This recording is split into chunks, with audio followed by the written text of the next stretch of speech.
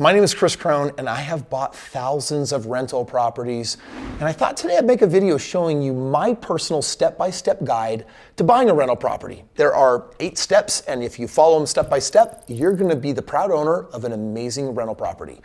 And if you buy enough of them, you never have to work again. This is gonna sound real basic, but let me just cover it real quick. What is a rental property? Residential rental properties refers to homes that are purchased by an investor and they're inhabited by tenants on a lease or some other type of rental agreement. Quite literally, it's all about buying a property and you put a tenant in it, and at the end of the day, you're collecting rents that are greater than all your expenses, so you're making money along the way.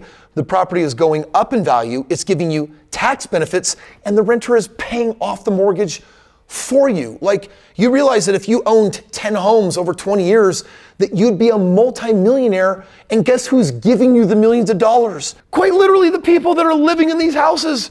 They're paying them off for you, making you a multi-millionaire, and they're like in this hamster wheel, just like literally going, so that you can become a multi-millionaire. Like, this is smart. So like I said, there are basically 8 steps that I use when helping someone that is new to the game of real estate go through the process of getting their very first rental.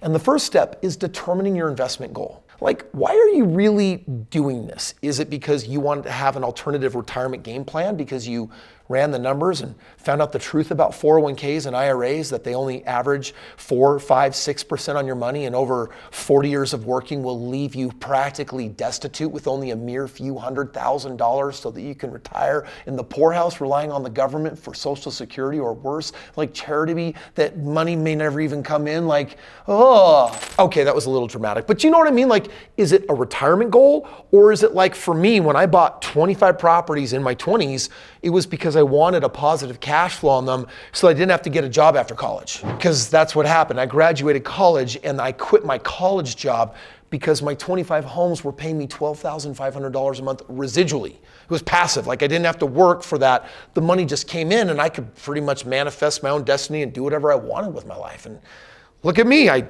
decided to make this video for you. Now, it's not just about determining the goal, it's also the strategy that you're going to use to get to the goal. Because today I'm talking about getting a rental property, but I'm going to tell you right now that I wrote a book here called The Straight Path to Real Estate Wealth that actually is kind of about rentals, but it's more about rent to own, because it actually makes twice as much money as just doing a rental. So for me, part of my original strategy was, I'm going to do a rent to own. And then when I really went big and I went nationwide, I started scaling with just rentals. So part of determining your goal is, what strategy are you going to use? By the way, if you're totally new to real estate, I would get a free copy of this book in the link below, and I would learn how to do lease options, because you will make about twice as much money on a rental if you're doing it yourself in your backyard. If you decide to own rentals nationwide, for example, in the very best markets, then you can make way more money than just by buying a rental in your backyard. So you do have choices. Speaking of choices, the second step is you have to choose the location where you're going to buy real estate. Like, are you going to buy it in your backyard? And if you do real estate in your backyard, I do recommend a lease option that takes a little bit more to get them off the ground than a straight rental. But once you have a family and a home doing a rent to own, it kind of manages itself. I did that for years and it worked. But then eventually I went and did out-of-state real estate, because I started learning that if I could buy in the top 5 markets out of the top 324 major metropolitans that make up the United States, that those top 5 markets would actually give me the highest return on investments. And that strategy, I mean, it's made me crazy good money. And so for me, the right location at the scale I'm at is to actually buy real estate out of state in the top markets that are going to appreciate the most or bring in the strongest rents. Whether you're going to invest in your backyard or go out of state, you're looking for that location slogan that everyone talks about in real estate. For example, if it's in your backyard, then you want to find the path of progress. Where are the newer neighborhoods? Where are the newer schools? Where are the places where the crime is the least and people really want to migrate? Well, then I would want to be buying real estate in those areas. Similarly, when I buy out of state real estate, I don't just pick the best markets. Inside the best market, same thing. I'm looking for literally the path of progress. I'm looking for the best school districts. I'm looking for the place trending progress where people want to be. The third step, you gotta get your finances in order, which pretty much means check your credit to find out, hey, am I gonna do this traditionally with the bank where I'm gonna put like a 3% or a 5% down payment if it's my house, or if it's a true investment property that I'm not gonna occupy, the banks are gonna want at least 20% down. Well, you should check your credit. You should make sure you have enough savings for a down payment, and then you wanna get pre-approved with a bank. Now, don't just go to the bank that you bank at. You actually want to talk to a mortgage broker, because what they do is they work with lots of banks, because all banks are actually not created equal. You want them to take your credit score and your savings and then shop you to the different banks and say, hey, I actually found that by going to 20 different banks, I found one or two in particular that actually give you slightly better interest rates, or they're just rated to be better for your particular financial background and situation. So the third step of getting your finances in order, 3 things.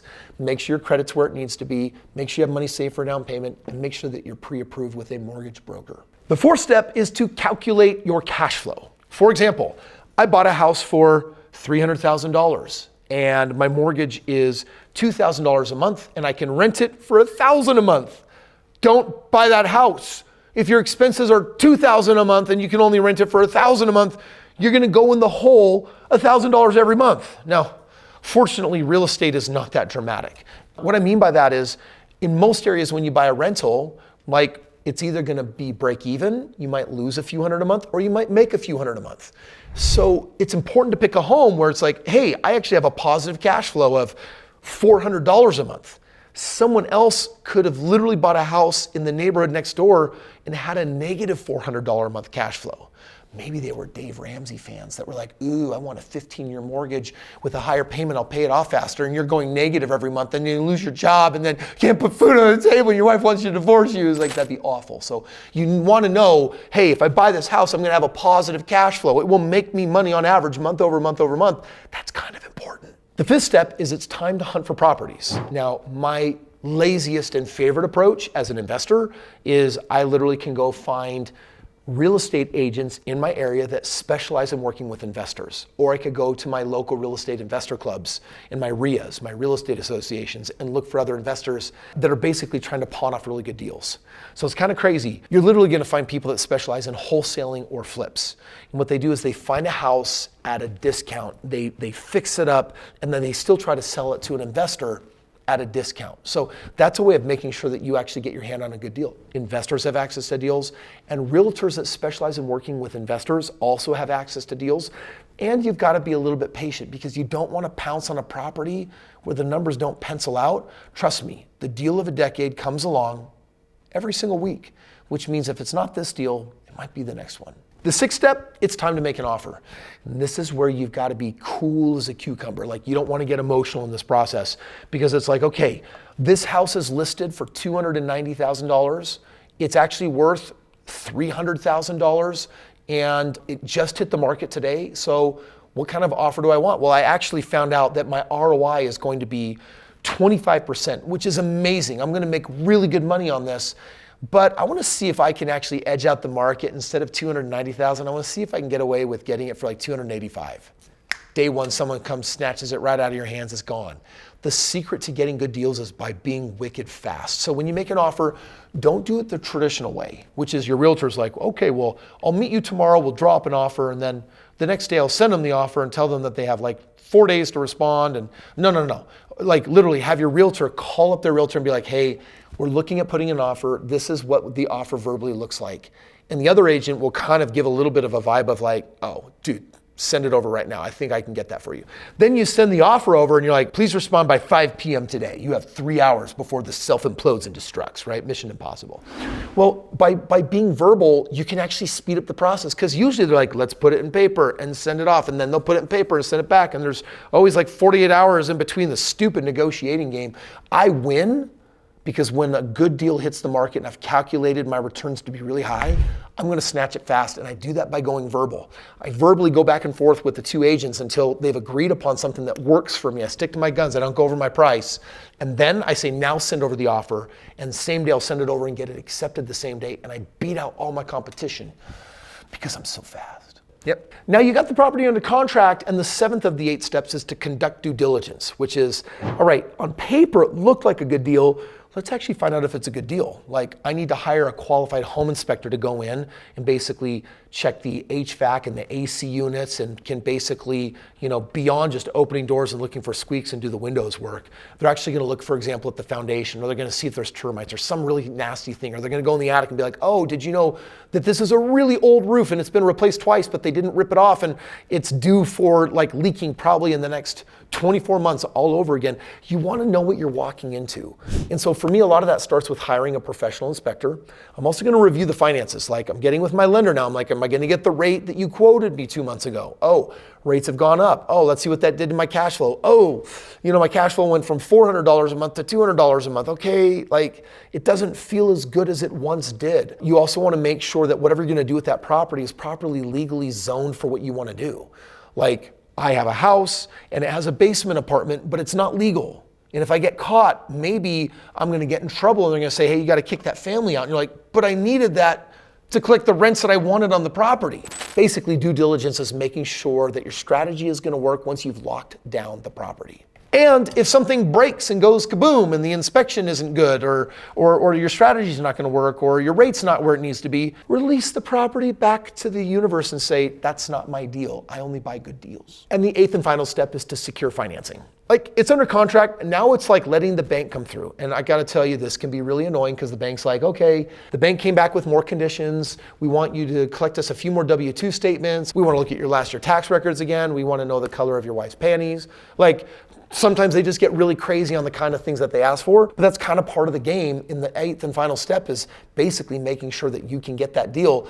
And I'll tell you that when you get to the signing table, and they're going to make you read through that many papers, and by the time you're reading every line, and 3 hours later, you're only on like page 8, which is what happened when I bought my first property, I eventually said, if I want this, I just have to sign. And I just started literally John Hancocking that whole thing, and I didn't even know what I was signing, and I moved forward on faith, which was kind of scary. But if you've actually bought a property and you know how thick that loan document stack is, you kind of know what I'm talking about. If you're sitting down with a professional closing officer, they will be able to basically tell you more or less what the different papers mean. And if you're like me, it's now, well, I actually have power of attorney and I hire other people to do that so my wrist doesn't hurt anymore. And my friend, those are the 8 steps of buying a rental property. Now, you might be thinking, okay, Kris, that was good information. That's more than enough. I'm going to go and I'm going to conquer and I'm going to conquest. Or you might be saying, Kris, I think I want to have a mentor at my side when I do this. I just want to make sure I don't mess it up. I don't blame you. I did that for my first several dozen properties, and I might be that mentor for you. And if you want to know what that looks like, pretty much what I want to do is give you a game plan. And a game plan is where I say, okay, well, if I woke up as you, and my goal was to make enough money for my rentals so that I wouldn't have to have a job anymore, I'll show you step by step exactly what I would do. I'm going to look at your finances, I'm going to look at your credit, and I'm basically going to give you some suggestions on, ooh, you should take some money from the 401k and IRA or do some of this. A financial game plan is where I basically step into your shoes and say, all right, Kris, if I had your job, like, how much real estate would I need to buy so I wouldn't have to work anymore? Or you might say, Kris, I love my job, but I want to retire with $8 million in real estate. Cool. Whatever your objective is, whatever your goal is, let me step in your shoes and show you step by step exactly what I would do. At the end of the day, a multimillionaire's perspective is probably going to loosen things up again and say, oh my gosh, I actually do have the ability to invest in real estate. I would have never thunk it. Like, I just never thought I was in a position, but that's what I do. I'm not just here to give you knowledge and information to help you invest in real estate. I'm here to take some of you, maybe even you by the hand, and actually just help you do it so that at the end of the day, you're building your multi-million-dollar rental portfolio. Now, if you want some help and you want to see what that looks like for free, click the link below, request a free game plan. Let's check it out. Now, I hope you enjoyed today's video, but if you're watching it thinking, Kris, it sounds like I need money to do this. Like, it sounds like I need a down payment. It sounds like I got to have something saved up or have something from retirement that I can pull to invest in real estate. And if that's scaring you a little bit, then what I want to do in this next video right here is I want to teach you 5 different strategies for investing in real estate, potentially with no money whatsoever.